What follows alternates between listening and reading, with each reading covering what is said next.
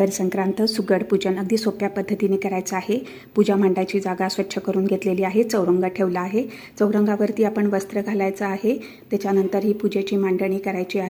हे 5 सुगड आपल्याला बाजारात सहज मिळतात, अगदी ते आणायचे आहेत। ते स्वच्छ धुवून त्याला हळद कुंकवाची बोटं लावायचे, दोरा बांधायचा आहे बाजूनी आणि तांदळाच्या राशीवरती ठेवायचे आहेत। त्याच्यानंतर आपण हे ओसाचं साहित्य आपल्याला बाजारामध्ये सहज मिळतं, ते आपण बोळक्यांमध्ये भरायचं। बोळक्यांमध्ये भरल्यानंतर हळद कुंकू व्हायचं आहे। फुलं वाहिलेली आहेत। दोन्ही बाजूनी आपण समई लावायची आहे। प्रसादासाठी आपण तिळाच्या वड्याने तर लाडू ठेवायचे आहेत, तिळगुळ ठेवायचे आहेत। बाजूनी आपण रांगोळी काढायची आहे। अगरबत्तीला गणपती बाप्पाची आणि देवीची आपण मूर्ती ठेवायची आहे, त्याची पण पूजा करायची आहे।